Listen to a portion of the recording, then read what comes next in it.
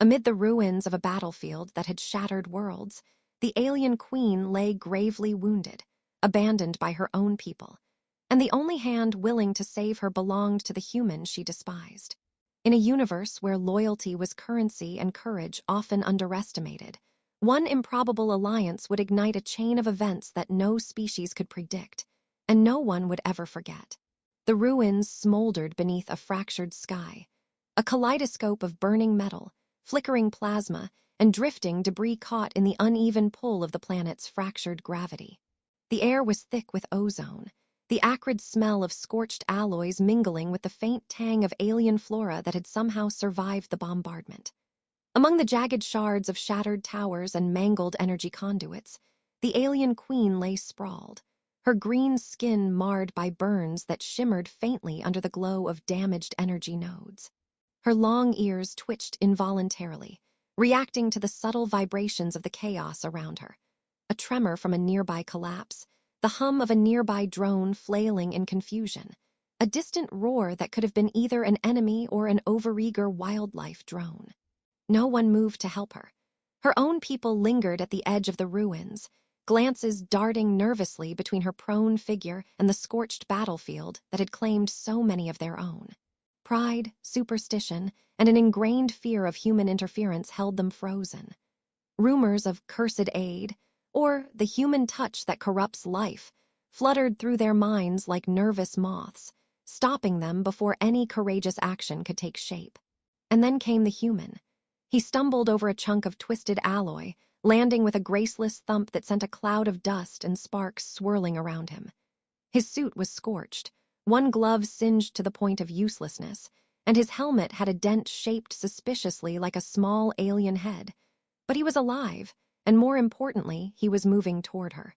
With a mix of clumsy determination and self-deprecating humor, he muttered to himself, "Of course I get the walking death trap assignment.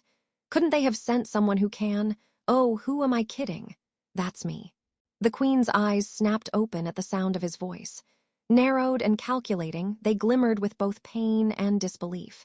"A human!" she hissed, voice cracked but still dripping venom.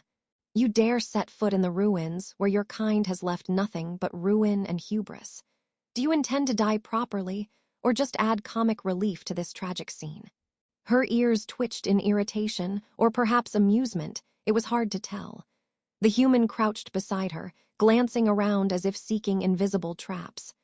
"Well, technically," he said, dusting off his suit, "I was hoping for a hero's entrance, but I think the smoke and sparks give me the dramatic flair. And don't worry, I come with a warranty. Probably." He glanced at her injuries, then back at the floating debris and muttered under his breath, "Yeah, that's not going to cut it. Bubble wrap everywhere and none to spare." She scoffed at the comment, trying to roll onto her side but faltering. "You humans are absurd," she said, her tone a mix of disdain and disbelief. "You walk into death zones and," she coughed, a shimmer of plasma scar tissue glowing along her ribs, with what? A smile, a nonsensical sense of humor. He offered a crooked grin and, after a careful, if awkward, heave, lifted her into his arms. "Yeah," he said, grunting under her weight, "I call it the human package deal. Survival instinct mixed with bad jokes. Works 60% of the time, every time." Floating debris forced them to duck and dodge in rhythm with the remnants of the destroyed gravity grids. Sparks leapt from broken conduits like tiny artificial lightning storms, and the air shimmered with residual magnetic flux, causing their suits' displays to flicker with nonsensical readouts. Every misstep risked sending them both tumbling into a crater or activating some forgotten defense system.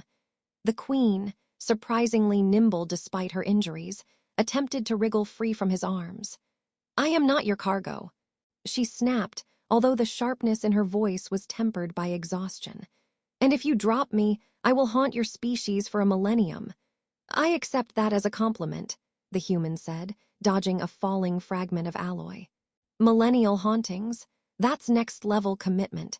You have standards, I respect that."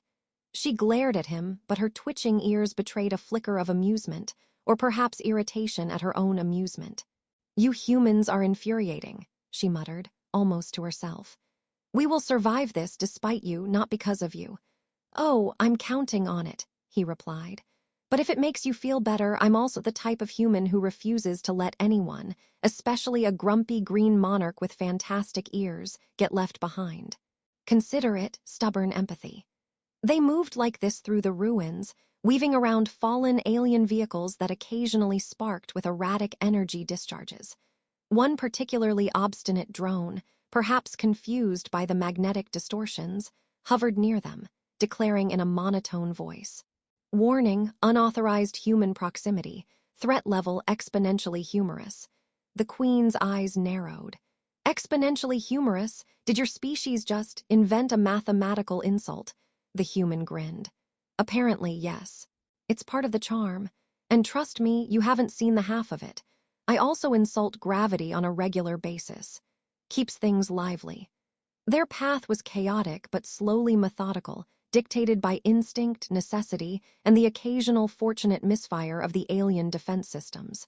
Occasionally, the Queen's sharp eyes would spot a floating fragment or a sudden burst of fire, and with a muttered scolding, guide him past it. Despite her initial resistance, she found herself relying on his human intuition, flawed, impulsive, but oddly effective. Somewhere along the way, she attempted another jab. "Your species' sense of timing is horrendous. If I survive this, I will demand an accounting of why your jokes coincide so precisely with near-death situations." He shrugged, ducking under a falling beam. "What can I say? I consider it my signature move. Dramatic tension, check. Humor, check. Slight risk of death, bonus points."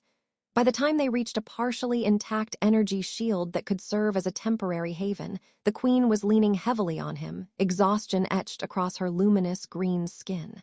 The ruins behind them still smoldered, and faint alarms from automated defense systems echoed like a metallic heartbeat across the shattered landscape. Around them, her people lingered, some still fearful, some curious, and one particularly bold young soldier whispering, "Is he saving her?" By himself. The Queen, noticing their gaze, turned her long ears toward them with a glare so sharp it could have sliced through steel. "Observe closely," she said, voice low and rich with reluctant respect. "The human is an incompetent hero, yes, but sometimes incompetence paired with persistence produces results." The human, brushing dust from his suit, offered a half-smile. "See, even a queen can learn something new every day. Today's lesson: humans are surprisingly effective when they ignore protocol." A faint laugh escaped the Queen despite herself, a sharp, sarcastic note that carried across the shattered ruins. Her people looked on, uncertain, as the improbable pair settled behind the temporary shield. The air still shimmered with residual energy, and distant fires painted the sky in erratic bursts of orange and purple. Somewhere, a malfunctioning drone insisted that their situation was exponentially humorous, and the human muttered back, "I told you, it's my signature." For the first time since the battle began, the Queen allowed herself a moment of quiet reflection. She had been abandoned by her own, rescued by the one she hated. And yet, in this absurd, dangerous, and unpredictable human, she sensed the first flicker of hope. Not just for survival, but perhaps for something far stranger, a fragile, grudging trust. And somewhere, amidst the smoldering chaos and levitating debris, the improbable alliance began to take root. The temporary shield hummed faintly, its fractured energy field flickering like a stubborn firefly as it tried to stabilize in the uneven gravity. The alien Queen leaned heavily against a warped support beam, her green skin still marked with iridescent bruises that reflected the soft glow of scattered plasma generators. Her long ears twitched intermittently, picking up the subtle vibrations of distant, unstable structures shifting in the ruined cityscape. Dust and metallic ash settled around them in slow, deliberate swirls, disturbed only when the human moved, cursing under his breath as he adjusted the makeshift medkit strapped to his back. "So," he muttered, kneeling beside her and opening a compartment full of odd-looking devices, "green skin. Not exactly covered in my medical textbooks. Does it, I don't know, glow under stress? Or is that just a side effect of being royal?" The Queen's eyes narrowed, sharp and luminous against the streaked grime of her face.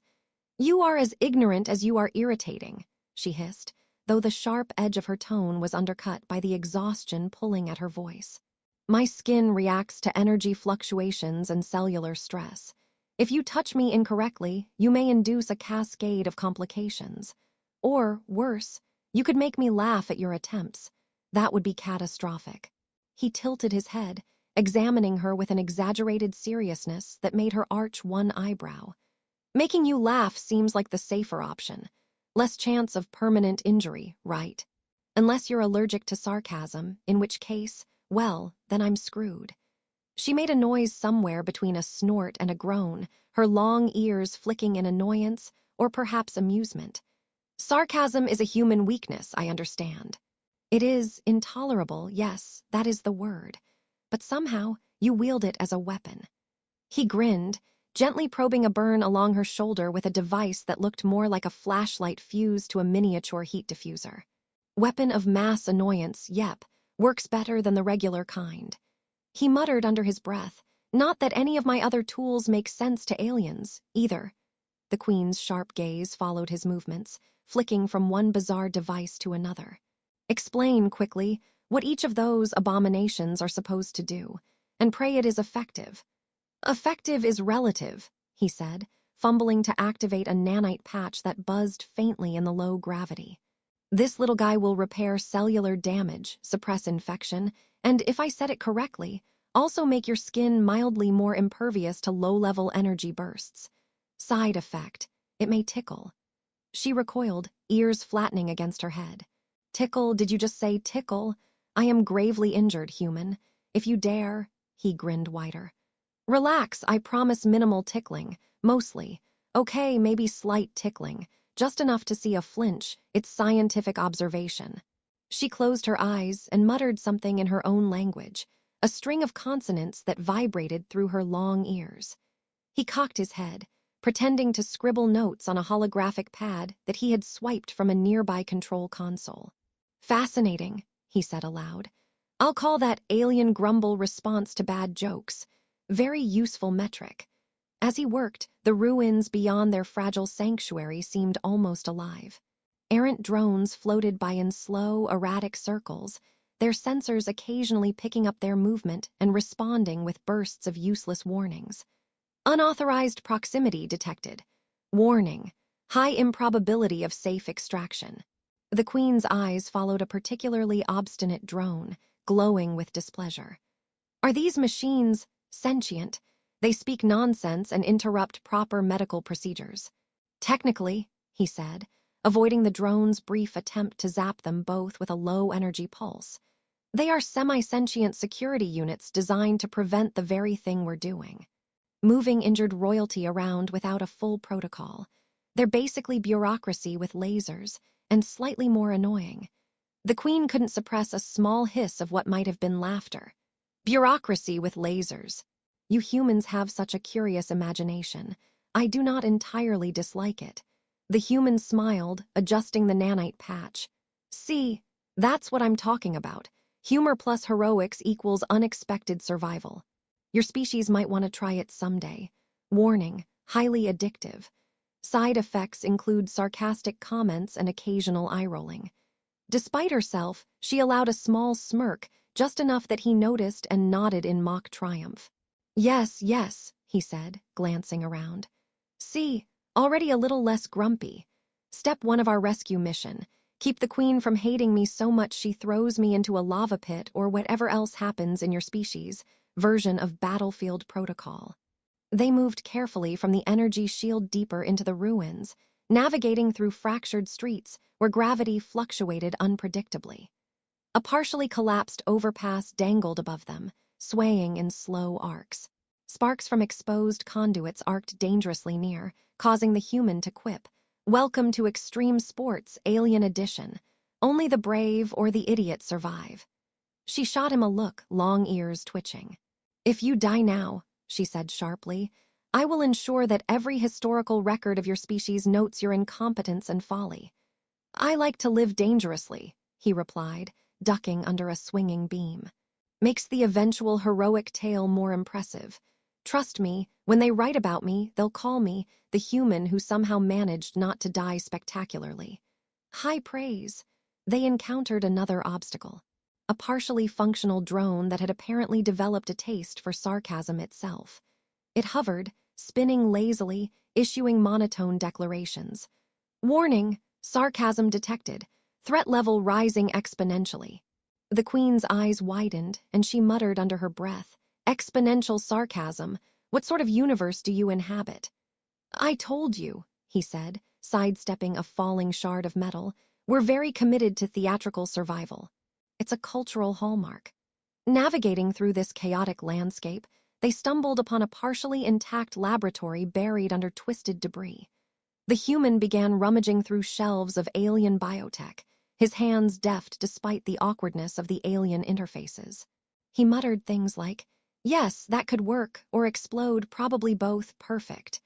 The Queen watched him, long ears flicking in disbelief and reluctant admiration. "You possess a reckless ingenuity that is irritatingly effective," she said, "and disturbingly amusing." He nodded solemnly. "I call it professional charm. Comes with the territory of being a human in hostile alien environments. Extra points for staying alive while making snide remarks. Must be the genes."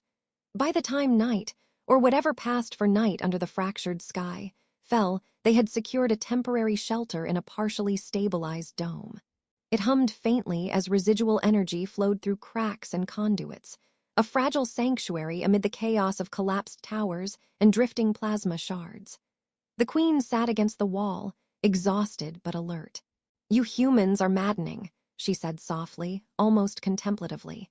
"I should despise you entirely, yet—" Her voice trailed as her long ears twitched toward a distant, intermittent alarm. "You are the only one who acted when my own people hesitated. That does not escape notice." He sat beside her, brushing dust from his suit and offering a grin. "Notice is good, you know, part of the job description. Human heroics, occasional sarcasm, maximum stubbornness. Keeps things interesting." Her green eyes glimmered faintly, reflecting the erratic light from the dome. "Interesting, yes. That may be the only word for it," she said, a faint trace of humor in her tone. Outside, the ruins groaned under the weight of the fractured planet. Drones whispered nonsensical warnings, and the distant hum of energy fields filled the air. Inside, in that fragile dome, the improbable pair, human and alien queen, began an uneasy alliance, bonded by necessity, humor, and the subtle acknowledgement that perhaps survival required more than pride and tradition. And as the human muttered to himself while adjusting a nanite patch on her shoulder, "I swear, someday, they'll write epic poems about my medical genius, or at least, about how I didn't make everything explode." The Queen allowed herself a quiet, reluctant smile, realizing that perhaps, just perhaps, even humans had their uses. The first real night passed with whispered warnings, occasional sparks of laughter, and a faint sense that, against all odds, they might actually make it through. The alien queen's green skin glimmered under the fractured light of the distant stars, her long ears flicking in irritation or amusement. It was impossible to tell which. They moved cautiously through the ruins of what had once been a bustling alien metropolis, now a labyrinth of floating debris, fractured streets, and occasional sparks of rogue energy conduits. The human trudged beside her, still awkward in his burnt suit, yet carrying himself with a steady confidence born of surviving absurdly improbable circumstances. He muttered to himself more than he spoke aloud, an ongoing commentary on their journey that had slowly, almost imperceptibly, drawn a faint smile from her. "I still can't believe your species invented gravity traps shaped like cupcakes," she muttered sharply, sidestepping a levitating shard of alloy. "Who thought dessert should be lethal?" "Safety first, style second," he replied, ducking under a drifting overpass. "I call them lethal pastries. Excellent for morale or terrifying for morale, depending on perspective. Honestly, a bit like my medical technique. Mostly untested, occasionally hilarious, sometimes miraculous." A flicker of light caught her eye. A rogue warlord's drones, black, angular, and armed with absurdly oversized weapons, hovered in formation above the fractured streets. The warlord, a gaudy display of ego and technological excess, appeared on a holographic projection that shimmered in the low gravity. His tone was pompous, dripping with melodrama. So, the queen has been abducted by a human fool.